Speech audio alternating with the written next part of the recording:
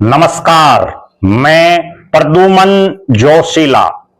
आज का दिन करोड़ों देशवासियों के लिए बड़ा दुख भरा है।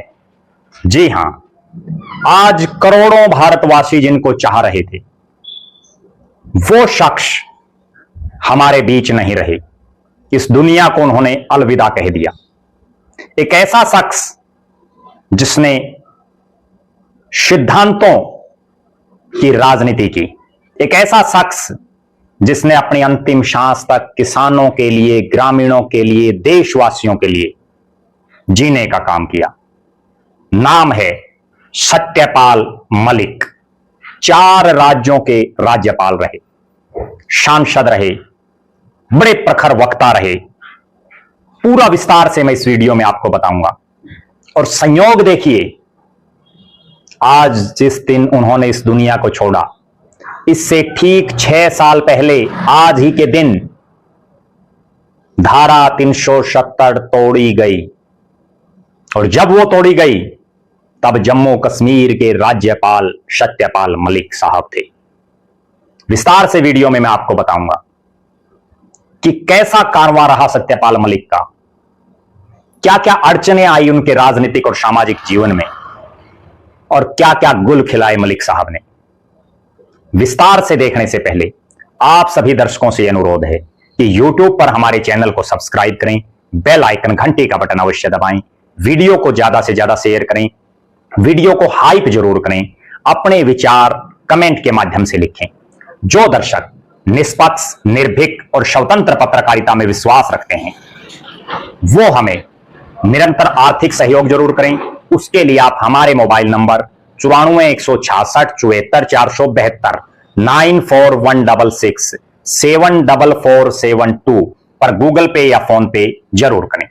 अब मैं जिस शख्स का जिक्र आपके बीच में कर रहा हूं, जिनका जन्म 24 जुलाई 1946 को हुआ, यानी देश की आजादी से पहले, और आज 5 अगस्त 2025 को उन्होंने अंतिम सांस ली। सत्यपाल सिंह मलिक करोड़ों हिंदुस्तानियों के दिलों में वर्षों वर्षों तक राज करते रहेंगे। हिसवाड़ा गांव जो बागपत में पड़ता है उत्तर प्रदेश के, वहां उनका जन्म हुआ। पिता बुद्धदेव सिंह एक किसान, एक साधारण परिवार, एक किसान परिवार में सत्यपाल मलिक का जन्म हुआ। उनकी माताजी श्रीमती जगबीर देवी, प्राथमिक शिक्षा गांव के स्कूल से ही उनकी हुई, और चौधरी चरण सिंह यूनिवर्सिटी मेरठ से BSc और LLB उन्होंने की। 14 दिसंबर 1970 को इकबाल मलिक, श्रीमती इकबाल मलिक जी से उनका विवाह हुआ, और उनका जो बेटा है उनका नाम है देव कबीर। ये हमने सत्यपाल मलिक के जीवन से संबंधित कुछ बातें आपको बताई, पूरा निचोड़ हम आपको बताएंगे। अगर उनके राजनीतिक कैरियर की बात करें तो 1974 में उत्तर प्रदेश विधानसभा के वो सदस्य बने, बागपत से उन्होंने चुनाव जीता। 1980 से 1989 तक राज्यसभा के सदस्य रहे, यानी देश के सबसे उच्च सदन के सदस्य। 1984 में वो कांग्रेस में शामिल हुए। बोफोर्स विवाद के बाद इस्तीफा दिया और जनता दल में फिर से वापसी कर ली। बोफोर्स बहुत बड़ा मामला था। 1989 से 1991 तक वो जनता दल से लोकसभा के सांसद चुने गए। 2004 में बीजेपी में शामिल हो गए, और 2014 में भारतीय जनता पार्टी ने उनको राष्ट्रीय उपाध्यक्ष बनाया। कुछ समय बाद उनको राज्यपाल बना दिया गया। बिहार, सबसे पहले उनको बिहार का राज्यपाल बनाया गया, जो बहुत बड़ा राज्य है, राजनीतिक रूप से भी जिसका बहुत महत्वपूर्ण रोल है। और जहां जहां भी राज्यपाल बनाया गया सत्यपाल मलिक साहब को, वो तमाम महत्वपूर्ण राज्य रहे। बिहार में उनको सितंबर 2017 से अगस्त 2018 तक राज्यपाल बनाया गया। इसी दौरान मार्च से मई 2018 तक उनको उड़ीसा का अतिरिक्त चार्ज दिया गया। अगस्त 2018 से अक्टूबर 2019 तक उनको जम्मू कश्मीर का राज्यपाल बनाया गया। और बहुत लोगों का यह मानना है कि उनको जम्मू कश्मीर का राज्यपाल, जम्मू कश्मीर जैसे इतने महत्वपूर्ण राज्य का राज्यपाल केवल इसलिए उनको बनाया गया, जिसमें एक बहुत बड़ी बात यह थी कि बीजेपी सरकार, मोदी की सरकार वहां धारा 370 तोड़ना चाहती थी, और इसके लिए एक मजबूत नेता राज्यपाल चाहिए। वो सत्यपाल मलिक साहब साबित भी हुए, उन्होंने करके भी दिखाया। नवंबर 2019 से अगस्त 2020 तक उनको गोवा का राज्यपाल बनाया गया।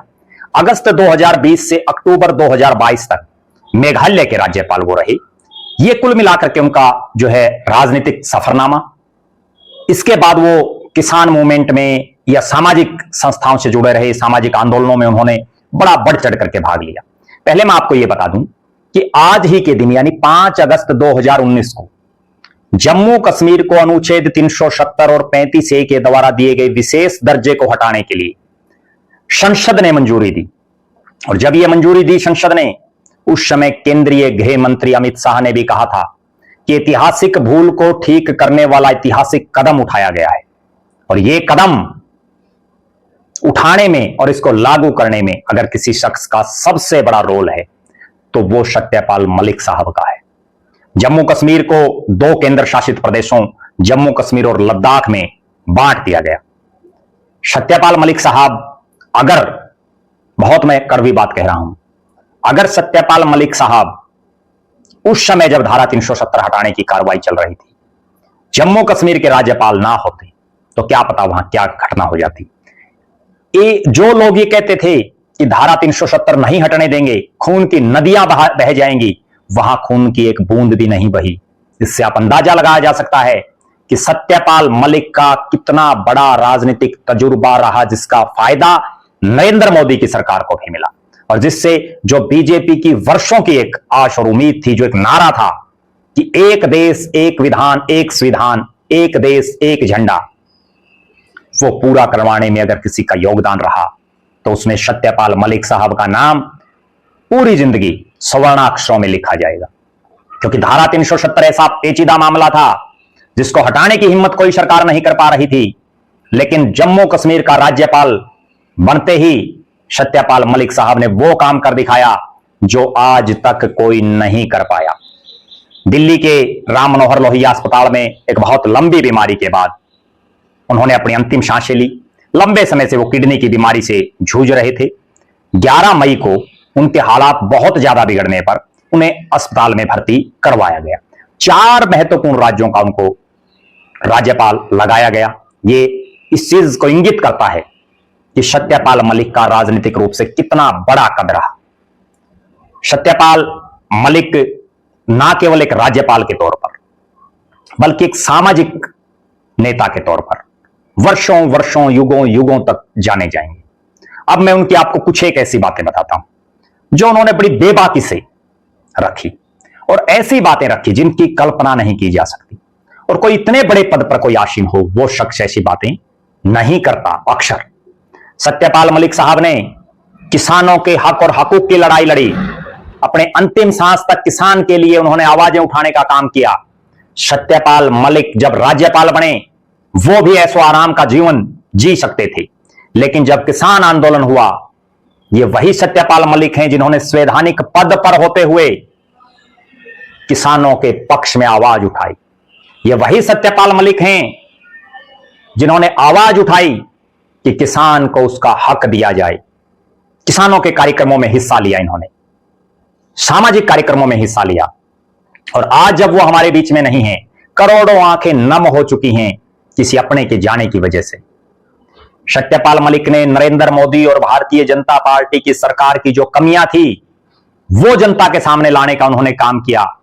अपनी प्रखर आवाज से उन्होंने उन मुद्दों को उठाया जिनको उठाने की लोग जहमत नहीं करते। सत्यपाल मलिक ने एक बड़ा गंभीर बात उन्होंने झुंझुनू के कार्यक्रम में कही, राजस्थान के झुंझुनू में, और उसके बाद बहुत बड़ी बड़ी बातें चल पड़ी। बीजेपी की सरकार के खिलाफ भी वो बयानबाजी देते रहे और यही एक कारण रहा। बहुत लोग ये मान रहे थे कि जगदीप धनखड़ की जगह अगर सत्यपाल मलिक चुपचाप रहते, जैसा मोदी और बीजेपी कहती वैसा करते रहते, तो देश के उपराष्ट्रपति सत्यपाल मलिक होते। लेकिन सत्यपाल मलिक ने अपने सिद्धांतों की राजनीति नहीं छोड़ी, उन्होंने स्वाभिमान से समझौता नहीं किया, उन्होंने किसान का असली बेटा होने का फर्ज निभाया। जब जगदीप धनखड़ ने इस्तीफा दिया उसके बाद किसानों ने बहुत ज्यादा यह महसूस नहीं किया कि किसी अपने की कमी उनको खल रही है। लेकिन आज जब सत्यपाल मलिक हमारे बीच में नहीं रहे तो सोशल मीडिया से लेकर के विभिन्न प्लेटफॉर्मों को उठा करके देख लीजिए, हर तरफ सत्यपाल मलिक के प्रति श्रद्धा के सुमन लोग अर्पित कर रहे हैं, उनको सच्ची श्रद्धांजलि दे रहे हैं। हम हमारी तरफ से भी और आप सभी हमारे चाहने वाले दर्शकों की तरफ से एक निडर, एक साहसिक, एक किसान, कमेरे, गरीब, ग्रामीण की आवाज बुलंद करने वाले सत्यपाल मलिक को हम अश्रुपूर्ण श्रद्धांजलि देते हैं। आप दर्शकों के पास भी मलिक साहब से जुड़ा हुआ कोई किस्सा हो तो वो भी आप कमेंट कर सकते हैं। आप कमेंट के माध्यम से भी सत्यपाल मलिक साहब को सच्ची श्रद्धांजलि दे सकते हैं। हम उनके जीवन पर और भी वीडियो आपके बीच में लेकर के आएंगे। आज चूंकि बड़ा दुखद भरा दिन है तो बहुत ज्यादा बातें मैं भी नहीं चाहता कि आज ही की जाएं। एक दो दिन के बाद हम उनके ऊपर और भी एपिसोड बनाएंगे। आप दर्शक लगातार हमारे साथ बने रहें।